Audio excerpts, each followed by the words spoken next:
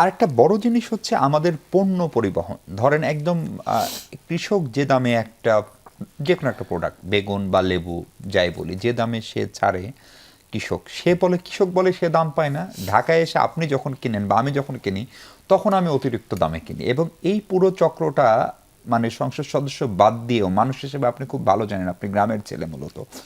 ফলে এই যে রাস্তায় এবং এটার ক্ষেত্রে হাইওয়ে পুলিশ বিভিন্ন গোষ্ঠী তারা এক ধরনের চাঁদাবাজি করে, টাকা নেয় এবং স্লিপও দেয়।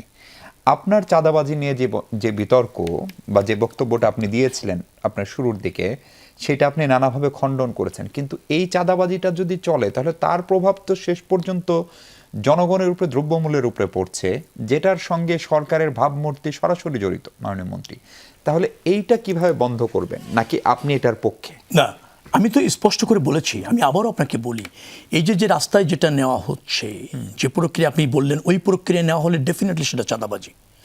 আমি চাঁদা আর চাঁদাবাজির পার্থক্য বলতে চেয়েছিলাম, আমি ওই পার্থক্যটাকে, চাঁদাটাকে তারা চাঁদাবাজি বলতে চেয়েছে। আমার বক্তব্যটা কি ছিল, মালিক সমিতি এবং ধরেন শ্রমিক কল্যাণ অনেক সমিতি আছে, তারা একেবারে একটা সমিতি করেছে, একেবারে তাদের একটা বিধি তৈরি করে রেজিস্ট্রেশন নিয়েছে। তারা একটা নির্ধারিত টাকা সম্মতিতে বলছি, মানে তারা সমিতিতে আলোচনা করে নির্ধারণ করে কালেক্ট করে তাদের কল্যাণে, তাদের প্রয়োজনে ব্যয় করছে। সম্মতি মানে আমি মিন করেছি মালিক সমিতির সম্মতিতে, ধরেন বোর্ডের সম্মতিতে তারা ধার্য করেছে।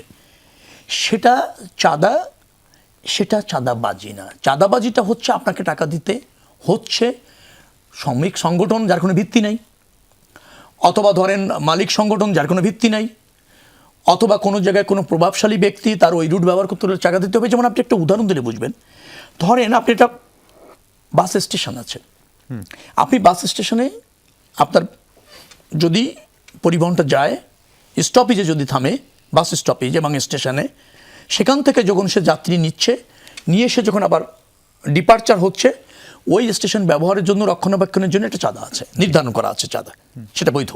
কিন্তু কোনো সময় দেখা যাচ্ছে যে আপনি স্টপেজে যান নেই, আপনি ওই যে রোড যেটা থাকে, আপনাকে যেটাকে বলা হয় বাইপাস রোড ব্যবহার করছেন, আপনি সার্ভিসটা নেননি, বাইপাস রোড ব্যবহার করতে গেলে ওই স্টেশনে যারা ওই নির্ধারিত টাকাটা নেয়, বাইপাস রোড ব্যবহার করে অনেক গাড়ি এভাবে চলে যায় বিদায় তাদের একজন এসে ওই বাইপাস রোডে বসে টাকা নিচ্ছে। আপনি সার্ভিসটা, এটা চাঁদাবাজি, অবশ্যই চাঁদাবাজি। এটা আমরা সেটা বন্ধ করছি, সেটা হবে না।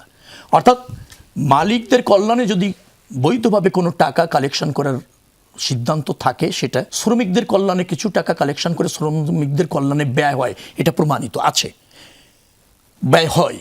কতটুকু হয় সেটা নিয়ে আরেক ব্যাপার, সেটা হচ্ছে ওই সমিতি সঠিকভাবে ফাংশন করছে কিনা বাণিজ্য মন্ত্রণালয় তার রেজিস্ট্রেশন দেখতে পারে। আবার চাঁদাবাজি একটা বিষয়, জোর করে চাঁদা কেউ যদি দিতে বাধ্য করে, ডেফিনেটলি ফৌজদারি অপরাধী স্বরাষ্ট্র মন্ত্রণালয় আছে, আমরা জানলে তার বিরুদ্ধে তড়িৎ অ্যাকশন, তাকে গ্রেপ্তার করে আইনের আওতায় নেওয়ার জন্য সব ব্যবস্থা আমরা নিতে প্রস্তুত।